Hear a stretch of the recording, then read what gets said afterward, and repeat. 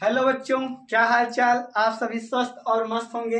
आज हम पढ़ेंगे क्लास 7 का चैप्टर नंबर 5 का एक्सरसाइज 5.3। ठीक है, तो इसमें क्वेश्चन है express the following numbers in standard form. बच्चे, स्टैंडर्ड फॉर्म क्या होता है? जो आपका वैज्ञानिकी मानक रूप होता है वही क्या होता है? Standard form. जैसे मान लो कि आपको मतलब कोई नंबर लिखना है, जैसे आपको लिखना है 100 करोड़ लिखना है या 10 अरब लिखना, ऐसे नंबर जब लिखोगे तो आपको बहुत ज्यादा जीरो लगाना पड़ेगा, बहुत दूर तक जाएगा। ठीक है, तो उसको मतलब बहुत ज्यादा जगह ना ले, उसको कम जगह में मतलब उसको एडजस्ट करने के लिए ये बनाया गया आपका स्टैंडर्ड फॉर्म। ठीक है, तो बच्चों इसको स्टैंडर्ड फॉर्म में लिखने के लिए क्या होता है कि हम अपने मतलब जो नंबर दिया गया उसका जो दशमलव होता है उसका एक स्थान तक लेके आते हैं। जैसे ये आपका जो नंबर दिया गया है इसमें हम क्या करेंगे, दशमलव एक स्थान यानी कि यहाँ तक लेके आएंगे। तो इसमें जो मान लो आपका कोई नंबर दिया गया 520। ठीक है, क्या दिया गया? 520। अब आपसे पूछे इस 520 में बताओ दशमलव कहाँ है, तो बच्चों दशमलव इसमें यहाँ है, लिखा नहीं जाता है। ठीक है, और इसी दशमलव को उठा के हमको ले आके यहाँ रख देना है, तो ये क्या बन जाएगा?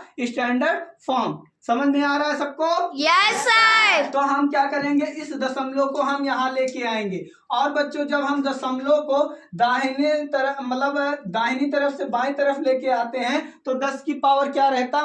प्लस में रहता। इसको जब हम लिखेंगे तो 10 की पावर में कैसे लिखेंगे? प्लस में। देखो कैसे, मान लो हम लिखे थे 520 लिखा गया था ना। अब देखो इसको क्या करना, हमको इसको करना है स्टैंडर्ड फॉर्म में। तो ये दशमलव हमको यहाँ लेके आना है। ठीक है, तो यहाँ लेके आने के लिए हमको कितने से डिवाइड कराना पड़ेगा? 100 से। कितने से? देखो जब यहाँ पर इसमें हम 100 से डिवाइड करेंगे दशमलव यहाँ आ जाएगा कि नहीं?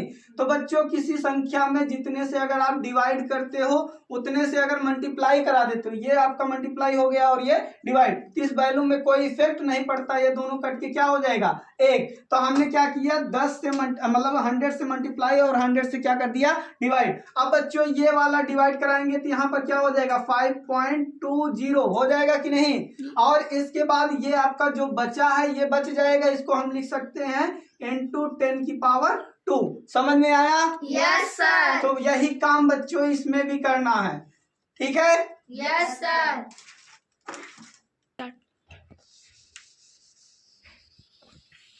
चलो बच्चों अब देखते हैं, हमको दशमलव अभी यहाँ पर है, उस दशमलव को हमको कहाँ लेके आना है? इस दशमलव को हमको लेके आना है यहाँ पर। और इस दशमलव को जब इधर लेके आओगे तो देखो कितना स्थान हम दशमलव इधर लेके आ रहे हैं। 1 2 3 4 5 6, कितने स्थान? 6। तो ये क्या हो जाएगा? 7। अब बच्चों यहाँ पॉइंट लगाओ या ना लगाओ कोई फर्क नहीं पड़ता है, क्योंकि इधर नंबर नहीं है। इंटू 10 की पावर 6, ये इसका क्या हो गया? Standard form. समझ में आया? Yes sir. अब इस क्वेश्चन को भी हम क्या करेंगे, दशमलव अभी कहाँ पे है? यहाँ पे।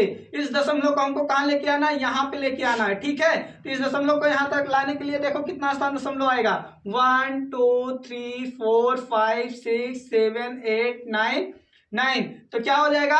1.5 इंटू 10 की पावर 9। समझ में आया? Yes sir. अब अगला क्वेश्चन है, अब दशमलव आपका यहाँ पे है, इस दशमलव को हमको कहाँ लेके आना है? यहाँ पे लेके आना है। तो क्या हो जाएगा? ये आपका हो जाएगा 3.687। अब देखो 1 2 3 4 5 6 इंटू 10 की पावर 6। समझ में आया? Yes sir. अब इसको जब हम सॉल्व करेंगे तो 1 2 3 4 क्या 6, 1 2 3 4 5, 1.85 इंटू 10 की पावर 5। समझ में आया? Yes sir.